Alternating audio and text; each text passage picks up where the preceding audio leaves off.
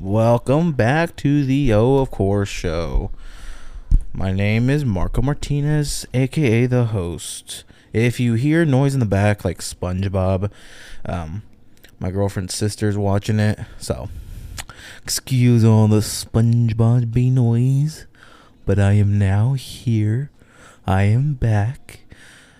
And better than ever. Nah, just kidding. But no, for realsies. I just got healed. Well, that sounds really fucking weird. Not healed. I guess just better. I had a serious ear infection called swimmer's ear. And let's just say that shit fucking sucked. That is probably the worst, but I mean the worst ear infection I have ever had. But I mean the worst that I have ever had. Let me explain.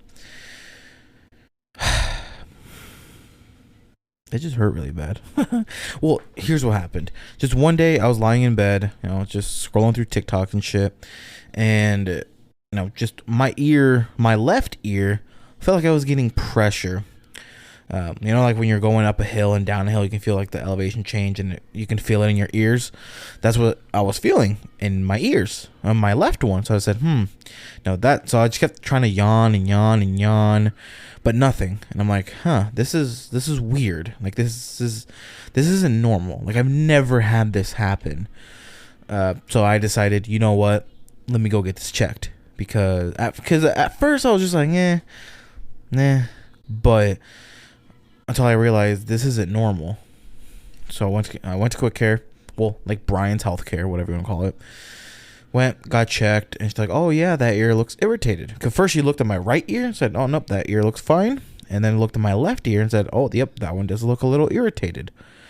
I'm like, well, maybe it might be just a ear infection that's coming on. She's like, yep. She's like, what yours is is a swimmer's ear. I was like, oh, never had that. What is that? And she says basically when moisture is trapped in that ear for long periods of time, it can cause that. And that's, yes, it can occur with like swimming. Obviously, it's like the number one thing with swimming. But the other one that can make it occur is like when you're sweating a lot. Like if you're sweating and you have earbuds in. And when I was at the gym a lot, I haven't gone in like a month probably. I need to go back. I'm gonna start tomorrow. But with that, I put it in my ear. Obviously with my earphones. When you're sweating a lot, all that moisture is trapped in your ear for 30 minutes to an hour every day. Of course, something's gonna happen, which is what happened to me. And so fucking as the day went on, I went to go get my eardrops, and then the right ear started doing the same exact thing. And I'm like, well, that's weird because she told me that it like nothing was wrong with it. So I was like, what the fuck? Why is the right ear now doing it? But then as the day kept, I just did my little eardrops, but as the day went going, it was getting worse and worse until I went on to the next day. And I'd say probably for like the first 5 days that I had swimmer's ear was probably the worst time, especially in the middle. Because I was starting to get temporary hearing loss because of all that pressure in my ear. But I mean every single pressure. Like that whole fucking pressure in my ear was just making it worse and worse. To the point where my jaw, because your ear and jaw are all ear, jaw, like sinus are all connected, and so with my jaw, it was starting, both sides were starting to get swollen, and so to the point where I couldn't even eat because it hurt that bad. But I mean, it hurt that bad. And then same with just chewing just hurt, and then mainly my right ear was worse than my left ear, and it was to the point where it was so pressurized in my right ear I couldn't hear shit. My left ear was like halfways, so I could barely hear shit, and it was to the point where I could have a conversation with you, but I had to really focus. Like if I was washing the dishes and you were trying to talk to me, I couldn't hear you because of how loud not how loud, how quiet everything was, which which was really really bad. And not only that, I was starting to get immensely tense pain, headaches, but I mean horrible headaches, to the point where, well, because I was asking them, I'm like, well, do you guys have like antibiotics or something for my headaches? They're like, well, just take ibuprofen and whatnot, in which I was, and that was not working. So I was getting not only a little bit frustrated, but also a little scared, because I'm like, okay, well, it's not this, it's not that. Like, I've done this, I've done that. Nothing's fixing my headache and my jaw pain and everything, nor my ear pain. I'm like, so what the hell is it? And now I went again, said, hey, you know, it hurts too fucking bad. And so then they cleaned my ears, and they told me, okay, you know, we'll put you on a different one. They put me on a different one. However, I guess it wasn't under my plan, so they were trying to do an alternative. But I didn't have time for that, so I just said, you know what, fuck it. And I went back home and just kept using the same one, the same little bottle. And as time went on, it was slowly starting to get better. And also, here's the thing, because obviously when you have pressure in your ears, you know, what's the first thing you're gonna do? You know, try to like, you know, yawn or like chew, or another thing that I've learned is, like, you know, if you're trying to blow out, but, you know, breathe in, cover all your ears and mouth, and then blow out, and that should pop your ears. And let's just say that hurt really fucking bad, but I mean really fucking bad. It's like to the point where I about cried. That's how fucking bad it hurt. And so I was like, no. I was like, there's no way in hell I'm gonna get better. This hurts. But time kept coming on, and here I am, a lot better, because the pressure started getting lower and lower and lower, to the point where I could actually hear music for once. Like, I haven't put on my earbuds yet, but like in the car, oh my god, finally hear the fucking music. Because in the Audi that I am now currently using, because Brittany, aka my Altima, is now dead, like gone forever, R.I.P., like Pop Smoke and Juice WRLD and whatnot. There's no way to really listen to music other than the radio, because there's this like little knob in the middle that doesn't really work, because what my dad won it in an auction, and we believe, this is our theory, we believe that the last person that had it probably either dumped some sort of like liquid, maybe like water, maybe like, or like soda or something, because my dad said it was a little sticky, and I believe that's what ruined like the just that electronic component, because all the other buttons work just fine. Just that knob is the only thing that does not work. And so he was saying that, you know, like, that's where there's really not much we can do, like in terms of listening to music. Only thing that we could really do to listen to music is just the simple radio, and it has Bluetooth, but again, you can't really do much. And so, excuse me, I'm having hiccups. And so with my Altima, there's this AF, and it doesn't have AM, just FM transmitter. And that's what I'm currently using for music, and that works. And so when I had my swimmer's ear and I couldn't hear shit, you know, with music like that, like I said, yes, I could hear it, but again, not really that good. Until now that I am finally a lot better, I could finally hear the music. We also went to Colorado. Beautiful state. Beautiful state. The mountains just gorgeous, but I mean just so gorgeous. And when I was over there, since obviously a lot of elevation change, my ears didn't hurt at all. I was happy. I was glad that my fucking ears did not hurt. But other than that, yeah, I mean, that's kind of my whole story when it comes to swimmer's ear. I know I just kind of went into it because I just kind of wanted to talk about it, kind of just tell you where I've been. Same with my real estate journey. I honestly, I have not been doing much because, when I had that swimmer's ear with the horrible headaches, and I just did not feel like doing anything. Like I was sometimes bedridden or just like on the couch because my ears just hurt horribly. My ears hurt, my head was hurting, my jaw was hurting. I was super hungry.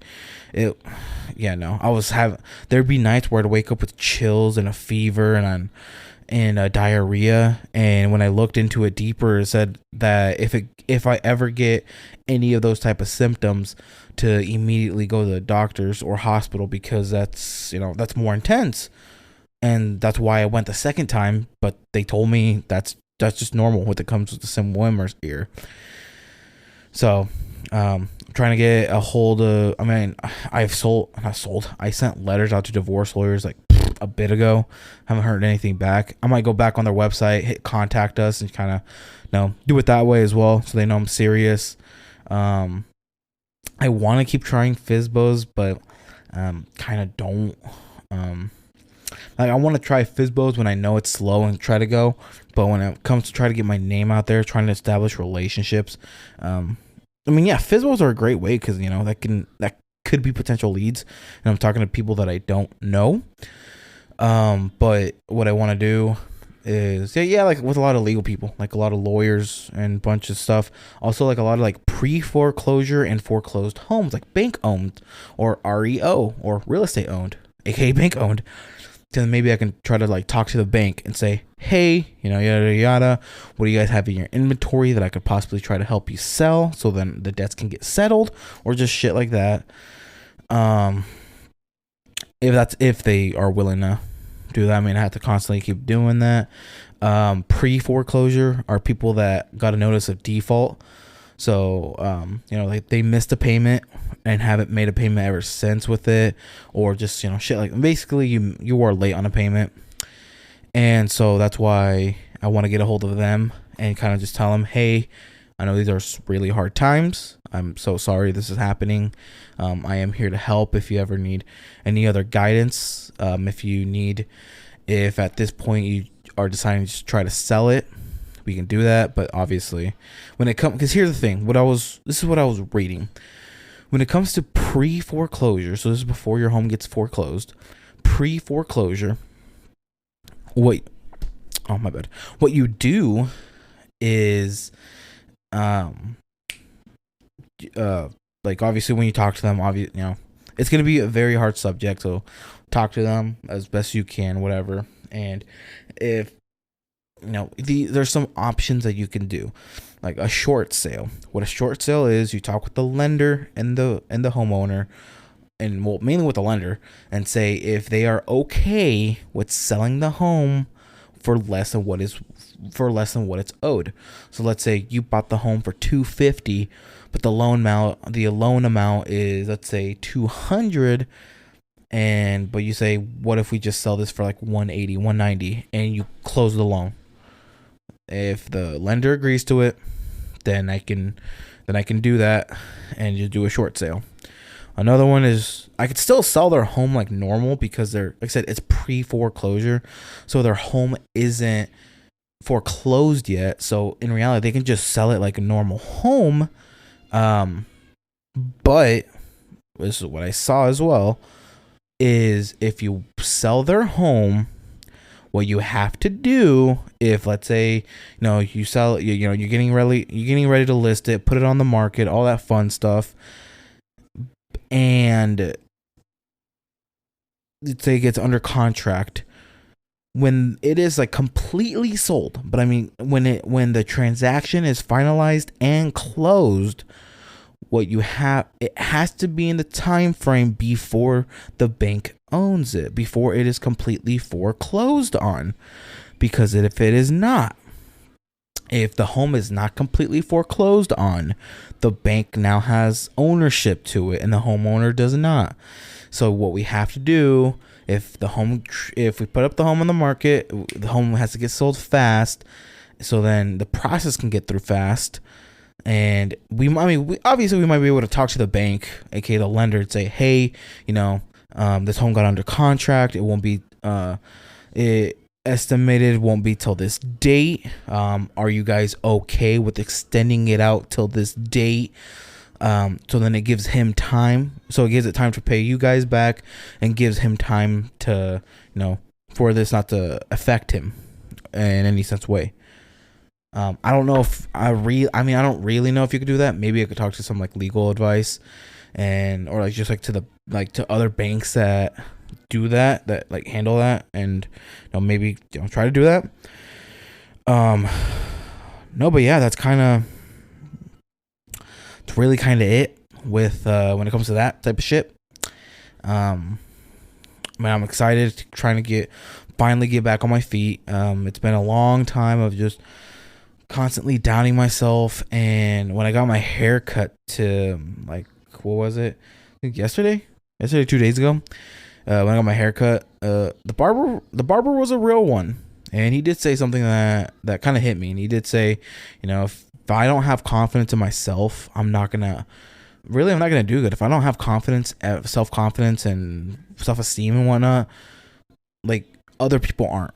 Like, if let's say I'm trying to convince someone, hey, you can try to sell your home, whatever, and I'm not confident myself, like, like, I can feel myself flying through my teeth, and because I'm just not confident, and so they can hear that. They're gonna say, well, you don't really sound too confident. If we're being honest, you don't sound confident to really talk. And that can hurt me, and that can make it to where they don't want to talk to me. So that's kind of how my real estate journey is going. Let's see, what the hell is this? Oh, okay, cool. Yeah. Other than that, how's everyone else doing? How is everyone else doing? Again, if you hear SpongeBob in the background, it's my girlfriend's sister. She's just on it, so don't you guys worry. But honestly, other than that, I am here tomorrow, Monday the 17th. I do have my second appointment with a cognitive behavior CBT, or cognitive behavioral therapist, and that's just to help with like my stress and anxiety, and like ways that I can do the ways that I can like do stuff and whatnot. And so yeah, I'm gonna try to do that, kind of just like see what I can do, kind of like that type of stuff. Yeah, other than that, yeah, it's really so much what I got. I would not mind having her on the podcast, but really don't know what we'd be talking about, because I would love to have them, like, because tonight we are gonna go see NF with Corday. I'll tell you guys about that on the next episode. But my girlfriend and her sister, they don't really like talking on the mic, which I totally get. I'm not gonna force them on anything. But just a part of me is like, come on, guys, just sit down, have a little conversation, like, just have a little conversation, But anyways, thank you guys for tuning in. Sorry for this being late. I love you guys. You guys have a great one. See you on the next one. Bye bye.